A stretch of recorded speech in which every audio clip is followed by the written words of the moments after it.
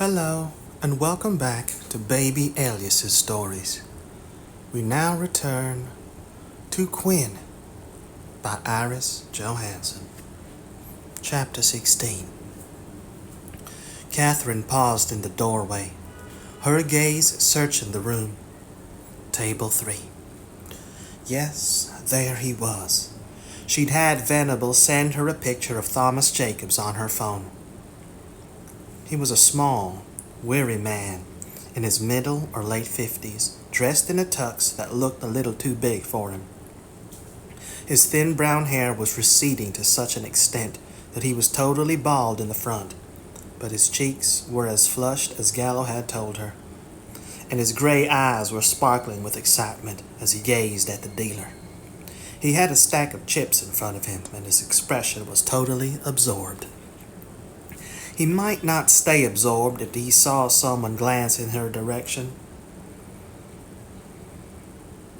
She'd better put the play in motion.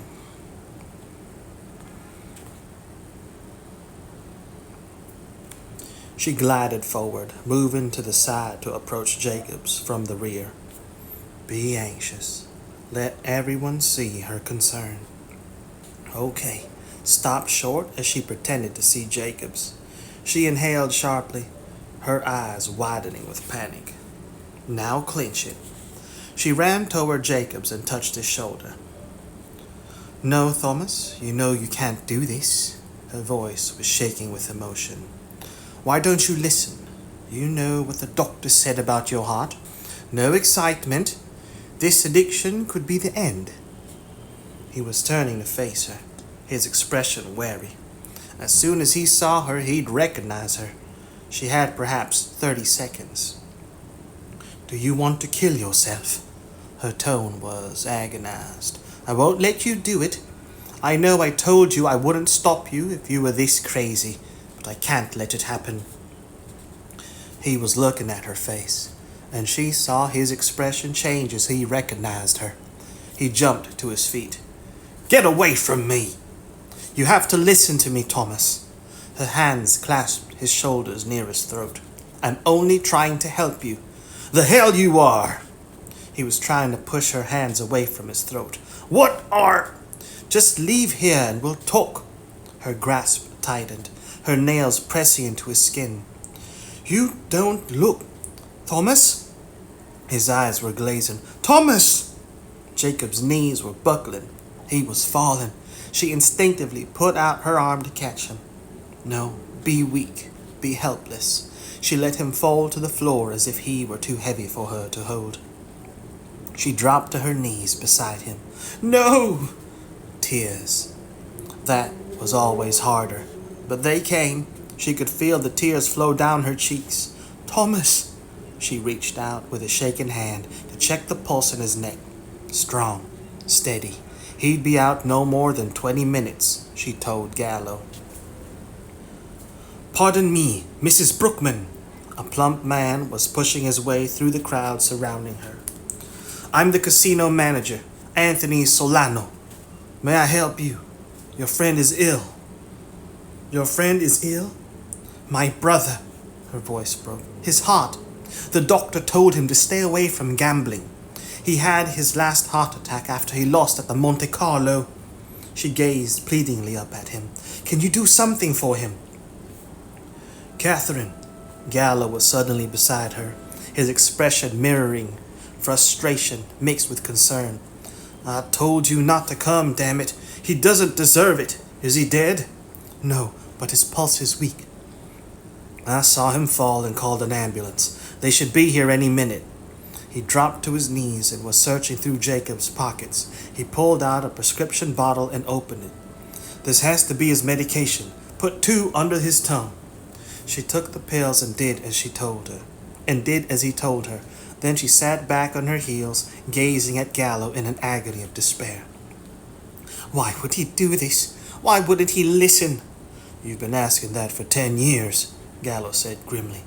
Just because he raised you doesn't mean you have to follow him around and pick up the pieces every time he goes off the rails. He turned to the casino manager.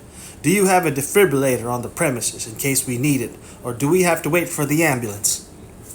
No, I'm sure we have one in the first aid room, Solano said. I'll send someone to check and bring. He was interrupted by the shrill whine of a siren. Never mind, Gallo said. The EMT should have one in the ambulance. I'll go meet them. He jumped to his feet and was gone. I'm sorry, Mrs. Brookman. Solano was bending over her. Your brother was a good customer of my casino. I can't tell you how much I regret this happening. Naturally, we'll do everything we can to help. There was nothing you could do. You couldn't stop him. Her lips were trembling. I don't blame you. He's a sick man in more ways than one. Perhaps after this attack he'll come to his senses. The tears began to fall again. If he lives. He will live, Solano said, as he reached out a hand and gently helped her to her feet. I feel it. I will personally come with you to the hospital and see that he has everything that he needs. You're very kind. She leaned against him, her eyes lowered. 10 minutes. Where the hell was Gallo with the ambulance EMTs? And I'll be very happy to see you tomorrow morning. Tonight, it's better if it's only family with him. You understand? Of course. Whatever you wish is. Stand aside. Gallo was pushing through the crowd, leading the EMTs with their stretcher. How is he? Has he stirred, Catherine? No. He's too quiet. Gallo bent over him, still breathing. He turned to the EMTs. Get him in the ambulance and get that defibrillator ready. You may need it. He glanced at Catherine. Do you want to ride in the ambulance or in the car with me? I want to be with Thomas. She turned to Solano as they took Jacobs out to the ambulance. Keep him close. Don't let him have to think and change his mind before the ambulance pulled away from the casino. You've been so very kind. Could you walk to the ambulance with me? I don't want to impose, but I feel... No, it is my pleasure and duty. Solano took her arm, and she leaned against him as they walked through the lobby. I'll give you my card, and if you need anything tonight at the hospital, just call me. I have my friends in New Orleans, and they'll be happy to help you. He opened the front door for her, and I will be there for you tomorrow. Thank you. She let him help her into the ambulance. She gave him one last look from beneath tear-wet lashes. If God is merciful, Thomas will live, and I'll be able to tell him what a good friend you were to both of us. Gallo slammed the doors of the ambulance shut. 15 minutes. The sirens started wailing as they pulled out of the driveway of the casino. She smiled at the EMT bending over Jacobs before she leaned back and drew a deep breath. Done. The ambulance sirens were cut off 3 minutes later as the driver pulled to the side of the road. Gallo opened the doors. Is he awake yet? We're close. She jumped out of the ambulance. But he has 2 minutes left. 2 minutes? You have it down to a science. No, Hu Chang does. He gave me a chart with precise measurements. She watched the EMTs quickly bind Jacob's wrists before putting him into the back seat of the car. You should give them a bonus. They did very well, and Solano will probably be out looking for them tomorrow. I don't doubt it, he said dryly. Solano's going to be frustrated as hell that he's not going to get his chance to get you into the sack. You had him practically drooling. She shrugged. It was just sleight of hand. If he was paying attention to me, he wasn't paying attention to you and the EMTs. She smiled and waved at the EMTs as she slipped into the passenger seat of the car. Hurry, Solano may start to process what happened. You mean your effect isn't as scientifically perfect as Hu Chang's? I beg to differ. He turned away, and she watched him distribute cash, smiles, and a few words to the EMTs before he walked back toward her. Yes, a big bonus. Yes, a bonus big enough to keep them quiet and out of Solano's sight for the foreseeable future. But I'd already arranged it with them before you made the suggestion. I just thought that, she shrugged. I haven't worked with anyone in a long time. I've gotten used to running things. I noticed. He got into the driver's seat. But I didn't resent it. I found it very interesting watching you work in a civilized venue. You came across as Cleopatra meets Lara Croft. I hope only to you. She began to pin her hair back into a chignon and reach into the back seat for her black pants, shirt, and boots. She couldn't wait to get out of the gown. Both of them are willy and strong. It was important that I be helpless and pitiful to disarm Solano, and sexy enough to keep his mind on his dick and not on what was happening. He started the car. Personally, I think your magic potion was better than Hugh Chang's. She heard a muffled groan from the back seat. Jacobs is beginning to stir. He's a minute late. No, your watch is probably wrong. He gazed at her with amusement. I won't argue with you. Where are we taking Jacobs? You said you'd rented a house in the bayou somewhere. Yes, it's about 80 miles from here and very deep in the bayous. He was no longer smiling. And it will give us the privacy we need to have our discussion. I only hope that he can tell us what we need to know. You said that he knew everything that Quinn knew. That means he would know who killed Bonnie. He was silent. And what if he says it's me? Then we decide if we want to believe him or not. Her lips tightened. Stop borrowing trouble. There had to be a reason why he hired Nixon to kill you. Because he knew I'd probably be on his ass for the rest of his life. Or maybe there was another reason. We won't know until he talks to us. She glanced back at Jacobs again. Let's get moving. He's going to be squealing and cursing as soon as he's conscious enough to realize what we've done. I'd rather be off the road and away from the local police. It took them over 2 hours to reach the rental house. The fog had returned and was layering a thick blanket that made driving a nightmare. I'd swear we've been driving along this bayou for the last hour, Catherine said. It seems as if the road is going in circles along this swamp. No, the land is in the shape of a hook. The house is in the curve of the hook, and the road continues on from there. It should be right around the next bend. Yes, there it is, at last. The large cedar house was no more than 30 years old, but Gallo had said, it hovered close to one of the bayous. The surrounding trees were over a century old and draped in Spanish moss that added a touch of ancient decadence. What is this place? Where are you taking me? Jacob screamed from the back seat. It wasn't the first time. Catherine had profoundly regretted the potion hadn't lasted longer. She had given him another injection about an hour ago, but she hadn't wanted to make it too strong.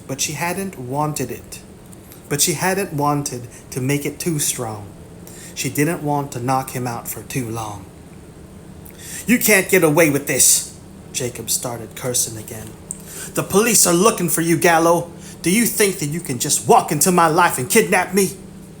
It seems that's what we did, Gallo said. So I guess the answer is yes. He pulled into the driveway of the house. Quiet down, Jacobs. You're beginning to annoy me. You don't want to do that. You and Quinn have told me for years how unstable I am. You used that for your own benefit, but you were careful to make sure that it was never turned on you. Jacobs was silent a moment, fuming. It wasn't my fault. Quinn was always the one who ran the show. You can't blame me. Oh, I think he can, Catherine said. Did you step forward and tell anyone when they threw Gallo into that North Korean prison? And when he escaped, did you try to stop Quinn from sending him out on suicide missions? No, you were sitting fat and happy, pulling in your share of the profits. I'm not talking to you, bitch, Jacob said venomously. Quinn and I knew you were going to be trouble. Everything was going fine until you started digging. Be polite. Gallo got out of the car. I've never told you exactly what those bastards did to me in that prison, but I'm tempted to show you. He opened the rear door and pulled Jacobs out. I have a number of questions to ask you. If you answer, you may live. We can make a deal, Jacobs moistened his lips. Let me go.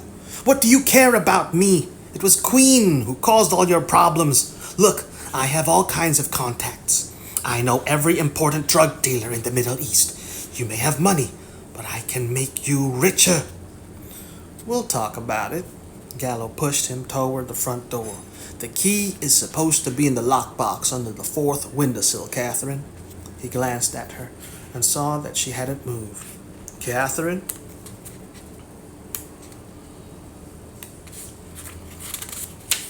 Her head was lifted as she gazed out at the fog-shrouded bayou. Catherine, he repeated. She shook her head as if to clear it.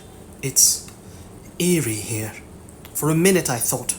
She turned away and moved quickly toward the house. Fourth window. She retrieved the key and opened the front door.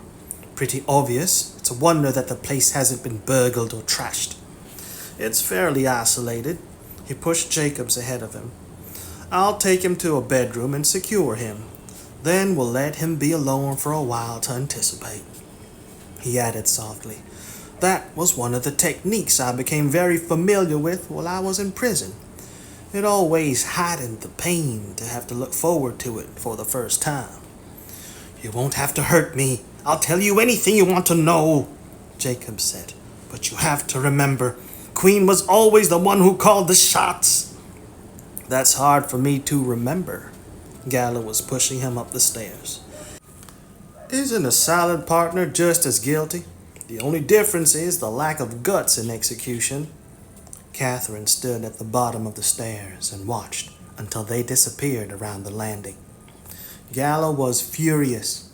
She shivered as she remembered his expression as he had taken Jacobs upstairs. His lips had been set, his eyes glittering and reckless.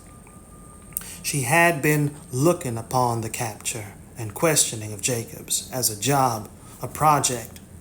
She had forgotten all that Gallo had suffered at Jacobs' hands. Jacobs might be backpedaling and trying to absolve himself, but he was as guilty as his partner. Considering all that Gallo had suffered, it might be hard for her to diffuse that rage. And did she want to do it? She was beginning to be angry as well. Gallo had not deserved the atrocities he had experienced. Someone should pay. But the reason they were here wasn't so that Gallo could get his revenge. She turned away and looked around the living room. Flowered wallpaper, an ornate wood fireplace, and furniture drapes and sheets. The house had obviously not been rented in a long time. She went over to the window and gazed out at the bayou. Fog, moss-draped trees, shadows. She tensed. Shadows. Of course there were shadows. It was foggy as hell out there. Nothing was clear or defined. I tied him spread-eagled on that big 4-poster bed in the master bedroom. Gallo was coming back down the stairs. Nothing makes you feel more vulnerable than being in that position. Trust me, I've been there. And you'd hate to be vulnerable. Her gaze was still fixed on the bayou. But now you have a chance to get your own back.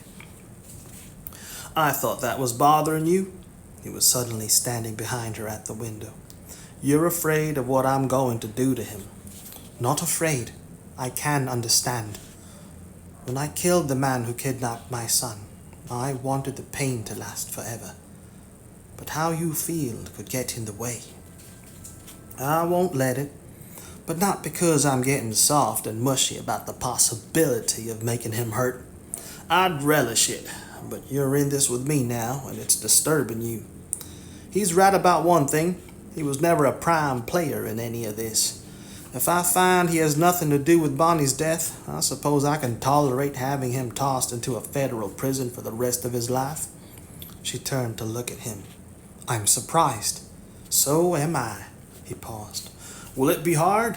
Hell yes. I could lose control. Keep an eye on me. I will. He chuckled.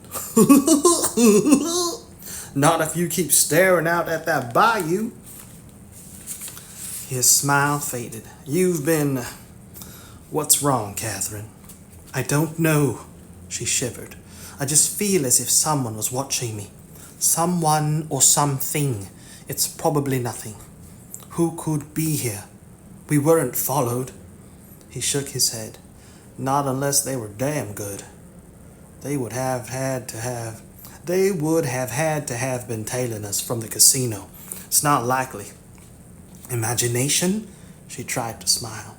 It's a setting that would spark all kinds of fantasies, isn't it? From vampires to alligators crawling up out of the bayou to devour us. I was even remembering that movie about a vampire who lived in the swamps. Shall we go looking for him? She looked him up and down. You look like you belong in a vampire movie. She had changed her clothes, but he had only taken off his jacket and tie and rolled up the sleeves of his white dress shirt. The civilized clothes made the huge Bowie knife he had sheathed at his waist appear even more barbaric. He wasn't returning her smile. I've seen how true your instincts can be. You're fairly remarkable. He turned and headed for the front door. I think I'll take a turn around the property and see if I see anything. Why don't you go locate the kitchen and see if you can find any tea or coffee? Maybe something hot will chase away the vampires. The door closed behind him. Gallo returned about 30 minutes later. Catherine. Here. The kitchen is down the hall and to the right, she called. He appeared at the door a minute later. I didn't see anything or anyone. No vampires, no alligators. But could you even see them in this fog? I believe it's getting worse. She handed him a mug. No tea, no coffee, only chicken bouillon. I managed to heat it, but the water from the tap looked rusty. I don't know how it's going to taste. He took a sip. Not bad. She wrinkled her nose after she tasted the bouillon. Liar. He smiled. It's hot. The fog was chilly. His smile faded. Are you ready? We've given Jacobs time to simmer. I think you'll feel better if we get to it. You're being very protective. Her lips twisted. I'm not accustomed to that kind of treatment, Gallo. It's not as if I'm not used to dealing with this kind of situation. I can't help it, he said simply. I know who and what you are. You probably think I'm insulting you, but I keep wanting to. He searched for the word. Shelter you. Take it however you like. She was taking it with a strange melting warmth that was like a river warming her, closing out the chill that had been with her since she had arrived at this house. She'd had friends. She'd had Terry, her husband. She'd had Venable, who had looked out for her as much as he could. But they had all accepted her as totally independent and able to care for herself. They had never intruded on that independence because they'd probably been afraid of how she'd respond. They had certainly never tried to shelter her. Gallo looked at her quizzically. You're not saying anything. Do you want to spit in my eye? She took another sip of bouillon before she reluctantly put the cup down on the sink. Not at the moment, but I do agree we'd better go up and start questioning Jacobs. Jacob's eyes were wide open, and he was trying to make sounds behind the tape Gallo had placed over his mouth. Hello, Jacobs. You seem to want to talk. Gallo bent over and ripped the tape off Jacob's mouth. He yelled, his eyes bulging with rage. You son of a bitch! The vulnerability of Jacobs on that monster of a four-poster bed was as obvious as Gallo had said, Catherine thought. His thin arms and legs were tied to each of the 4 posts, and his chest was rising and falling with the force of his breathing. She had expected him to be frightened, but he was angry, and his expression twisted and ugly. You didn't have to do this. I told you that we could make a deal. We could be partners. I need another partner now that Quinn is dead.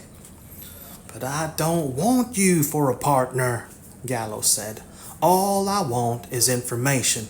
Give me what I want, and there's a chance you might survive this. Miss Ling doesn't want to witness any unnecessary unpleasantness. Now it's your turn to prove it is unnecessary. I can't tell you anything. Let's see if that's true. I hope you're wrong, Jacobs. Jacobs was struggling and pulling at the ropes. Let me go! That's not going to happen. Now let's go step by step with this scenario. First, you and Queen hired Paul Black to take the blame for killing Bonnie. You set it up so that I'd put the pieces together and come out with Black killing her to avenge what I did to him in Pakistan. I told you it was Queen all the way. I just did what he said. Gallo ignored Jacob's words. Second, you told Black that I had killed Bonnie during one of my blackouts. His muscles were suddenly stiff with tension. That didn't happen, did it? Jacob's gaze slid away from him. How do I know? That's what Queen said. And you only know what Queen told you, Catherine said sarcastically. Amazing. Jacobs gave her a venomous glance. That's right. But I didn't do it, Jacobs, Gallo said. Who did kill her? Queen? He paused. You? No! Jacob's eyes widened in alarm. I didn't touch her. I swear I didn't know anything about it. Queen handled it. Gallo tensed. Handled what? Why would Queen kill my daughter? He didn't. Don't be stupid. He moistened his lips. You did it. We were just protecting you. Queen was afraid that you'd start raving like you did in that hospital in Tokyo if you ended up in a mental hospital. We were just protecting you. Gallo turned pale. You're lying. He is lying. Catherine stepped closer to the bed, her gaze fixed on Jacob's face. Why, Jacobs? Why not just blame it on Queen? It was Queen, he said quickly. You caught me off guard. That was the reason I went with the story that Queen concocted. Queen killed her. It was all his fault. I don't think so, Gallo said. You're too eager to jump from one story to another. It might be Queen. Hell, I don't know who's to blame, but I'm going to find out. He took out his knife and pressed it against Jacob's left wrist. Do you know how quickly you can die of blood loss if I cut your wrist? Shall I do it so that we can see? No! He was staring in panicked fascination at the blade of the knife. Don't kill me! It wasn't my fault! And it wasn't mine either, was it? Gallo asked harshly. I didn't do it, did I? Say it. Of course not. Jacob's tone was almost impatient, his gaze on the knife. It was only the story Queen made up. He shouldn't have even had to tell Black anything. Queen was always getting complicated when simple would have done as well. Gallo's eyes closed for an instant as the relief surged through him. He hadn't been sure until that moment, Catherine realized. But the very casualness of Jacob's answer was more convincing than if he'd sworn it on a Bible. Okay, now let's talk about Queen, Gallo said. You said he killed Bonnie. Why? I don't know. Look, I've told you that he killed her. That should be enough. It's not enough, Gallo said. Talk. Tell me what happened. I can't do it. I can't tell anyone. Jacob's voice was harsh with desperation. Do you think I don't want to tell you? I can't do it. Then I'll have to get to work. Gallo shifted the knife in his hand. And I'm a pretty clumsy surgeon, Jacobs. Jacobs shook his head. Don't hurt me. None of it is my fault. Tears were running down his cheeks. He won't let me tell anyone. He? Catherine asked slowly. Another hired killer like Paul Black? Did Queen hire someone to kill Gallo's daughter? Jacob's jaw clenched. Don't hurt me. Gallo leaned forward, his eyes glittering. Talk, Jacobs. I'm tired of hearing. He stopped, and a shudder went through him. He took a breath, then slowly straightened. Listen carefully. You're going to talk, or I will hurt you. I'll give you 30 minutes to think about it. Catherine and I will leave you to consider what's your best option. Then we'll be back, and you'll tell me everything I want to know." He turned toward the door. 30 minutes. "I can't do it," Jacobs whispered. "He'll kill me. You may hurt me, but I have a chance to live. I know he'll do it." His lips were suddenly curled with anger. "This is all your fault, Gallo. You may not have killed her, but it's all your fault. You shouldn't hurt me." 30 minutes. He turned back and taped Jacobs' mouth shut again. Then he strode to the door and opened the door for Catherine. "No more. I don't want to hear anything from you until you tell me what I want to know." He shut the door firmly behind him. Catherine drew a deep breath as she started down the stairs. "I wasn't sure that you were going to stop."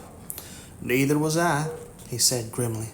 "I had to stop now or not at all. It was hard as hell." "But you said it would be easier after he has time to think about what might happen to him." "That's the plan. He's not a brave man. It should be easy to break him." He frowned. "But I don't know." "I don't know either."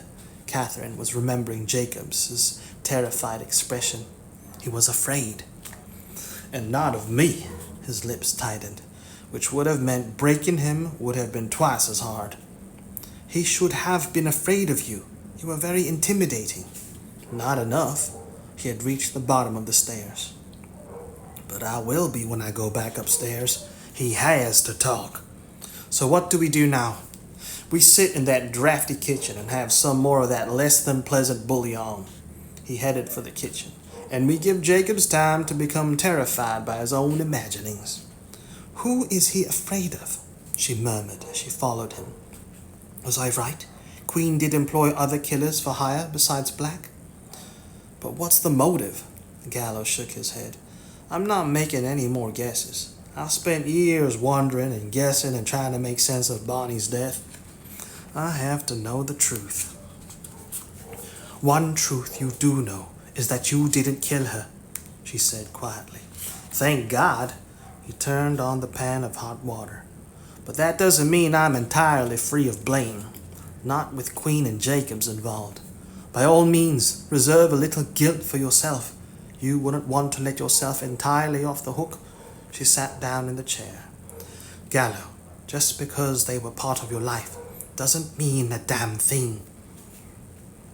It means that sometimes our lives touch each other, and that has a direct effect."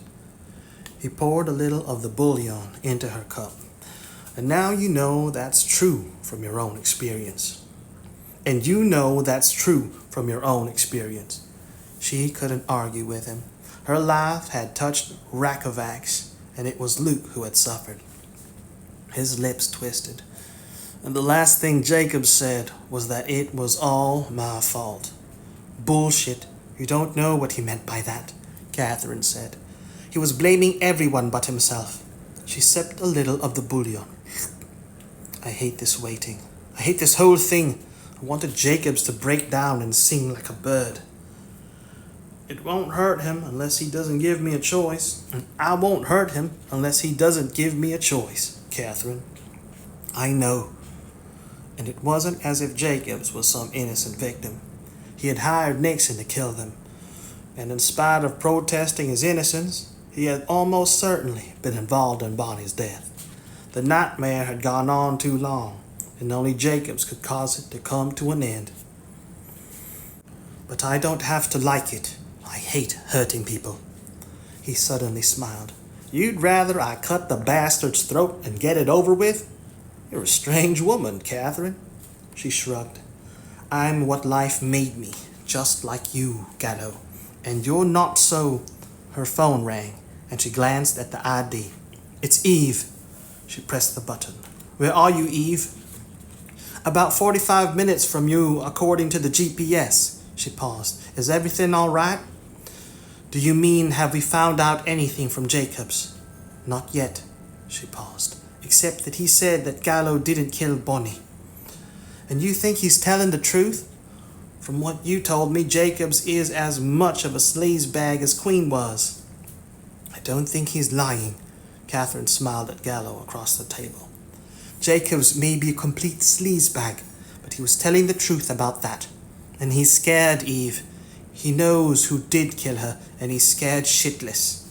She hurried on before Eve could voice the question. And no, we don't know who that is. We're following up as fast as we can.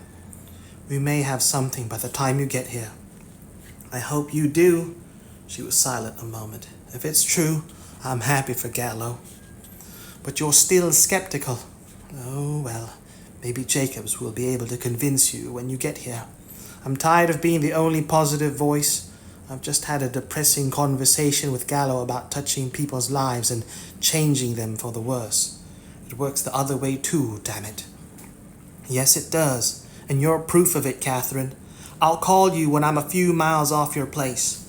She hung up. She's happy that Jacobs cleared you, Catherine said to Gallo as she hung up. But skeptical, he added quietly. I'm glad you're not skeptical. You've been a beacon in the darkness, Catherine. I know I've been a pain in the ass. Yes, you have, in more ways than one. She met his eyes. And you'll owe me when this is done. I'll pay you. Anytime, anyway. I'll invent new ways to pay you. She tore her gaze away. How much longer do we have to wait down here? Another 10 minutes. She hesitated. Maybe we should wait for Eve and Joe. And maybe we should have everything settled before they get here. I've never encountered Joe Quinn except for those few minutes before Black stabbed him, but he's never had any warm feelings toward me. That's an understatement. You can hardly blame him. Eve is his whole world, and he considered you a threat to her. I don't blame him. If I'd been in his position, I would have tried to wipe me off the face of the earth. I'm just saying that there are giant hurdles to overcome, and this may not be the time to do it, he added. And do you want to have Eve feeling the same way you do about squeezing the information of Jacobs out of Jacobs? I'm the only one who should have to bear responsibility for dealing with the bastard. No, she didn't want to saddle Eve with anything more than she was bearing now. But on the other hand, she didn't want Eve arriving and thinking that Jacobs had cleared Gallo because force was used. She wanted Eve to see the situation and judge for herself. Gallo deserved at least that from Eve and Joe, she said. I'd like to wait, please. They should be here in another 40 minutes. He opened his lips, and she thought he was going to argue with her. Then he closed them again. Whatever you like. It's your call. He lifted his shoulders in a half shrug. Who knows? An extra 40 minutes of waiting may be the time it takes to make Jacobs more willing to cooperate. She wasn't at all sure that call she'd made was the right one.